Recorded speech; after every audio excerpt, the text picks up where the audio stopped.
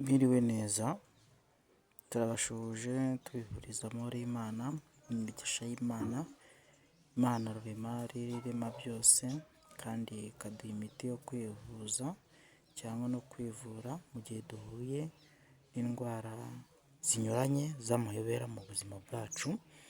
Uyu munsi rero twatembereye mu mashyamba tugiye kureba icyatsi bita ngo ni ingabo. Ingabo ni icyatsi kimeze ute mbese?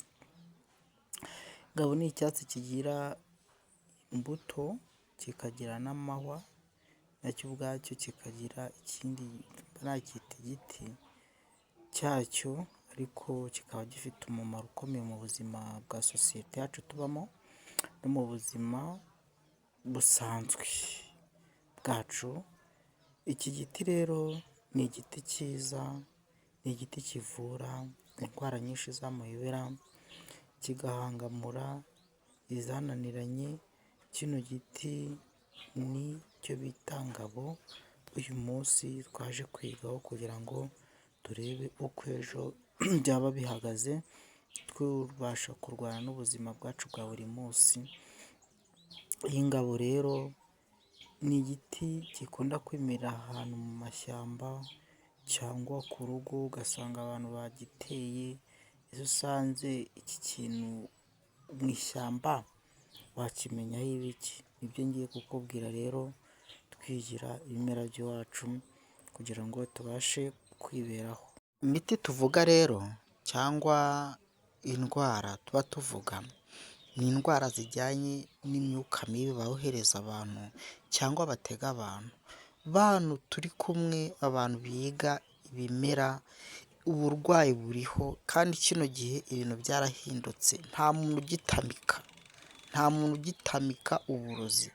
Abo ngabo ni ba bandi nyine b'abacirizi. Kino gihe aratongera, apfa kuba azi ibisekuru byawe, apfa kuba azi ahantu utaha, ubundi agatongera. Ibi bintu byarahindutse, uburozi bwarahindutse.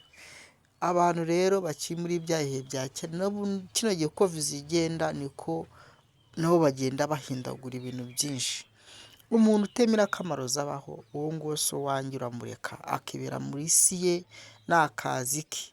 Ariko igihe wabonye icyatsi kivuga ati kino kintu kibasha kurwanya ibi bintu, hari impamvu biba bigiyeho ku mbuga. Mujye mwiga kubyumva, munasobanukirwe n'ibyo ari byo. Ku mbuga n'abacuraguzi cyangwa amahembe bakohereza mu rugo.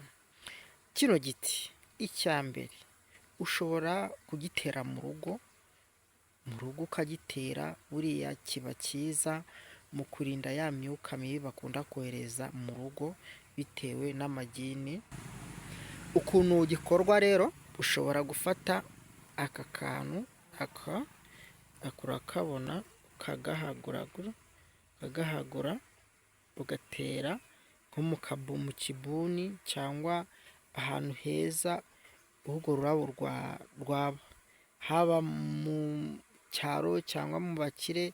Aka kantu bagatera ni keza cyane, hari imyuka gakumira babakohereza kuri abohereza batongereye ngo mujye kwa runaka na runaka mu bagiye gutya na gutya.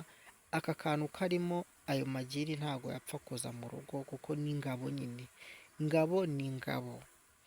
Ikindi iyi ngabo ikora, iyi ngabo kwa kundi abantu bakunda kurwara mu kiziba cy'inda bakaribwa cyane cyane, bikagana no mu mugongo ku badamu cyangwa abagabo bakaribwa mu mpyiko. Kino giti n'impyiko kivura n'impyiko, ariko reka tugende buri kimwe kimwe mbasobanurira. Ku badamu kwa kundi baribwa mu kiziba cy'inda, ufata iki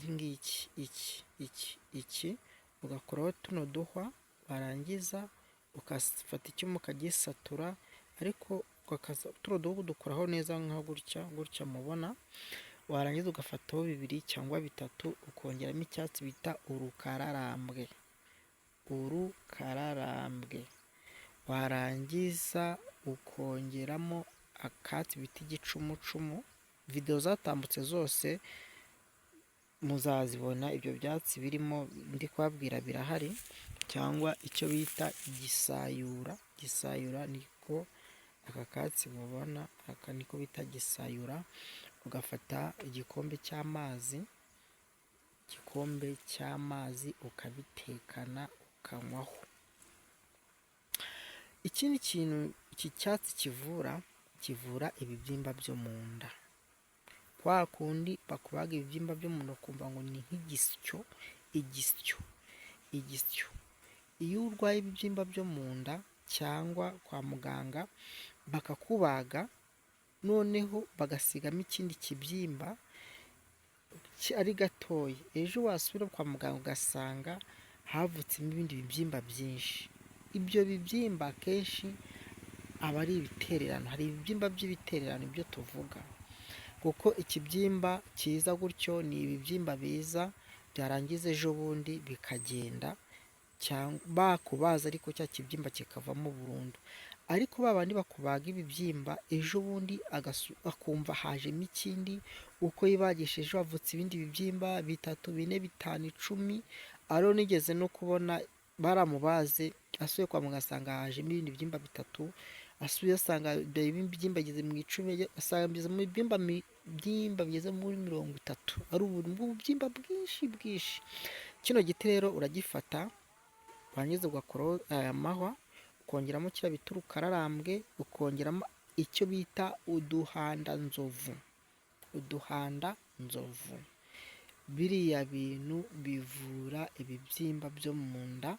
Warangiza ukongeramo utubabi 3 tw'umukoni. Umukoni ni uyu nguyu mubona, uyu ni umukoni. Uyu ni umukoni ubona. Warangiza ugafata tubabi 3 cyangwa 5 tw'umukoni ukateka mu gakombe. Ushobora no gufata iyi ngabo, ugafata amababi y'inyabarasanya, ugafata n'icyo bita cyumya, icyo bita igifuranindi. Ibi ngibi nabyo bivura ibibyimba byo mu nda cyangwa mu kuribwa mu kiziba cy'inda. Iyi ngabo irazingura, inzu zagiye zizingwa.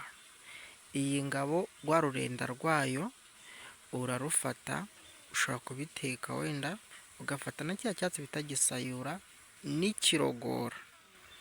n'ikirogora. Mu miti yose muzakoresha kuri iyi ngabo ikirogora kizazemo, ukongeramo umukunde ugatera ku nzu yawe bazinze cyangwa isambu yawe ushaka kugurisha. Iki kintu nacyo kibaho. Kino ngabo ni ingabo. Video ya mbere naha nyigarukirije. Rero abantu bakurikirana icano mujye muduha inama cyangwa icyo tubaganirizaho, kuko video ya kabiri niho harimo ibintu byinshi kandi by'ingirakamaro mu buzima bw'abantu bafite indwara za zindi ziba zikakaye. Harimo ibanga nzababwira. Murakoze cyane, turi kumwe, Imana ibarinde.